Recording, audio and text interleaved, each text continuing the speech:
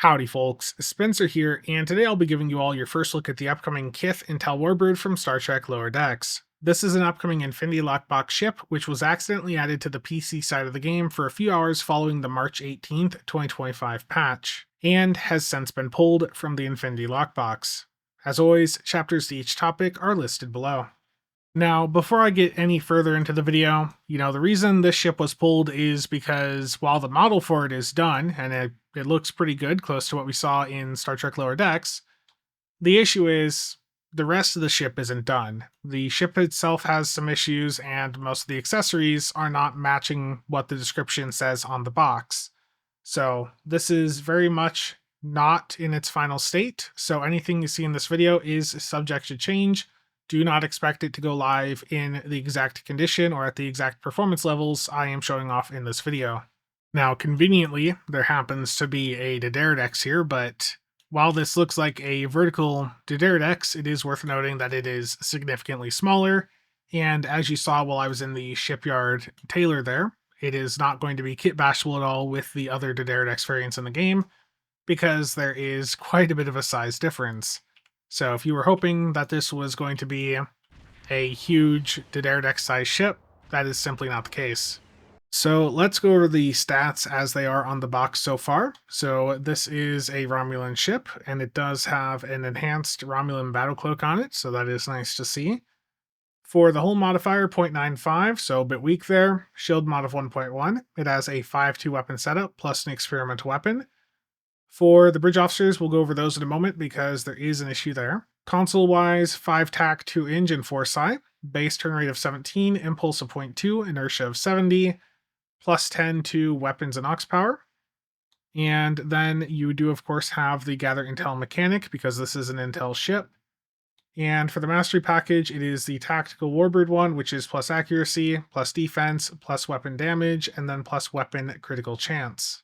And this does also have a Singularity Core, which then means you do have access to the Singularity Core abilities.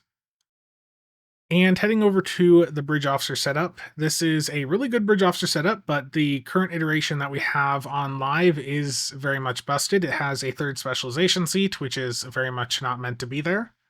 So what this is meant to be is a Commander TAC with Intel, a Lieutenant Commander Universal with Temporal Operative, a Lieutenant Commander Science, a Lieutenant TAC, and an Ensign Engineer. So this is a really strong Bridge Officer setup with the way that they have it intended here on the box. You've got the ability to run quite a few uncons here, and what's also really special is this has the ability to do Surgical Strikes 3 and Recursive Shearing, with 5 forward weapons and the ability to run dual cannons. So for those of you that have been wanting to do that surgical strikes and recursive combo for the past several years, we finally have a ship that is going to enable you to do that, so long as it goes live with stats that are anything like what they have here on this box. Now, as for how I would set that up with like a meta CSV style setup, it'd be similar to what you see up on screen at the left here. The difference would be I would have the Gravwell 1 down on the Lieutenant Commander Science, which again is busted and not there right now. And then I'd have Timeline Collapse 1 where the Gravwell 1 is. So that is 6 uncons between the Lieutenant Commander Universal with Temp Ops and then the Lieutenant Commander Science.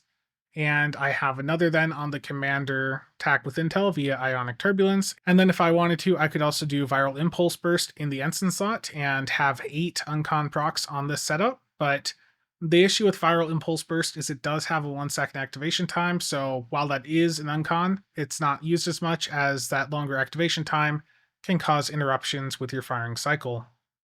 Now, as for how the Kiith is going to stack up against the current meta platforms and some of the alternative Romulan ones, it's got a really strong Bridge Officer setup with a ton of potential, whether you're doing the uncon meta or if you're just doing a classical setup. Either way, that Bridge Officer setup, Intel Temp, is really good. So it's really capable in that regard. It's got a 5-2 weapon setup plus an experimental weapon. It's got an enhanced battle cloak. It's a really strong offering, but there's 2 things holding it back. Number 1 is the lack of a hangar bay, and when you compare this to the Delkina and the legendary Valdor, the Kiith is taking punches, when you're looking at some of these stats, and the question is, what for? You don't have mobility stats that are substantially higher. They're right around what you see on the Delkina and the Valdor, The shield modifier sure is higher, but that hull modifier is substantially lower. And when I compare this to some of the other fleet quality Romulan TAC Warbird ships out there, this is the lowest hull modifier. And what are you getting for it? It's taking punches for nothing. So I think the biggest thing here is give this thing a hangar bay. That's going to make it an actual serious contender for the current Uncon meta. It's going to be an alternative to the mere Strike-Wing Escort, to the Dalkina, if it has that hangar bay. But without that hangar bay, it's not actually going to move people that are embedded in those platforms for meta reasons off of those platforms, because the hangar bay is just so critical in the current meta. And I would also raise that hull modifier, even if it means lowering the shield mod a little bit.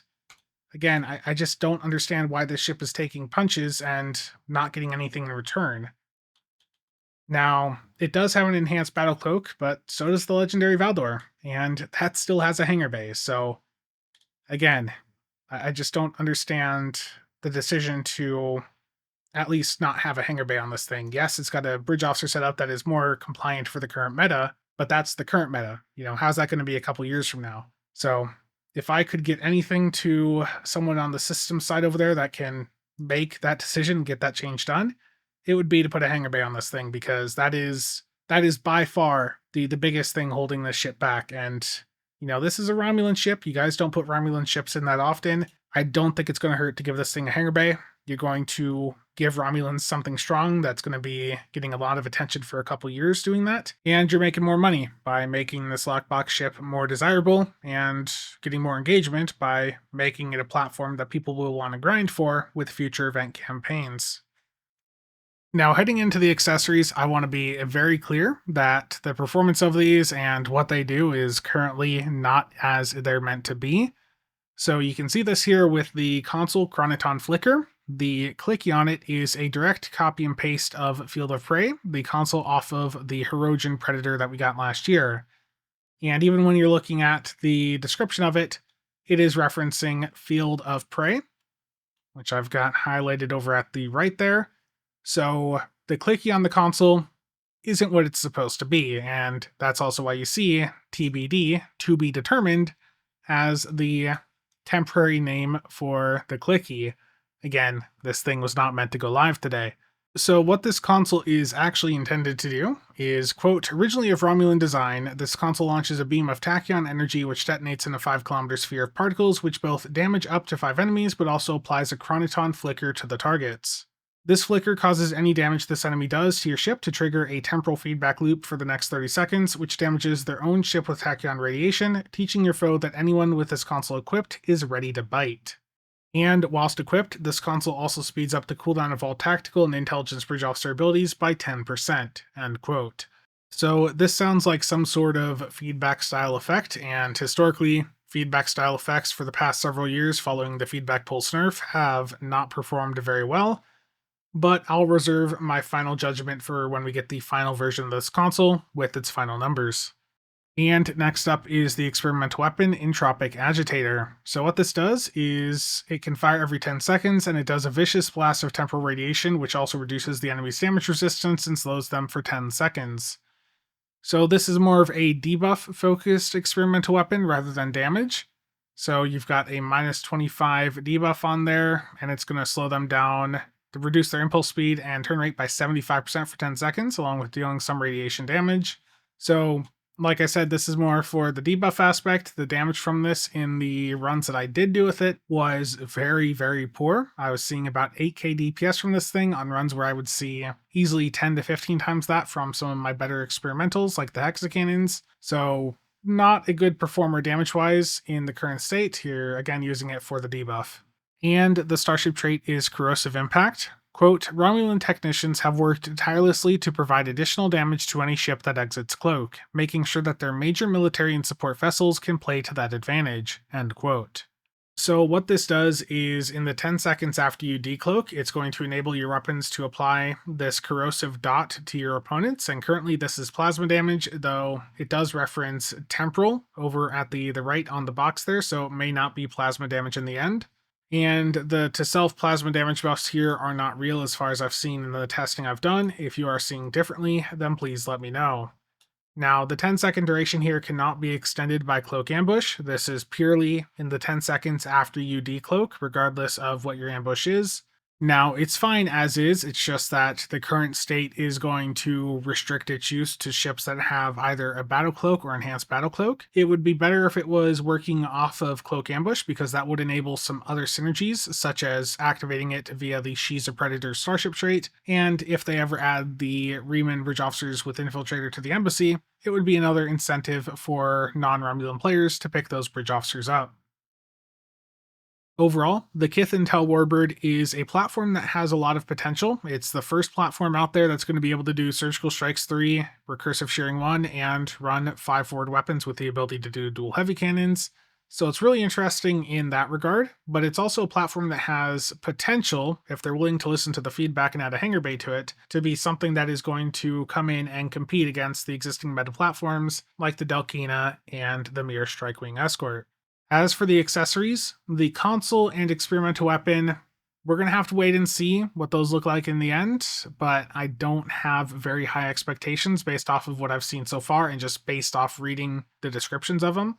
As for the Starship Trait, it looks like it's interesting. I'm not sure it's going to be as popular as Complex Plasma Fires due to the cloaking and decloaking requirement it has. It's going to be a bit more engaged, but if the numbers on it are anywhere near what they're going to be like in the end, then it is going to be rewarding those of you that are willing to go in and do that cloak decloak playstyle.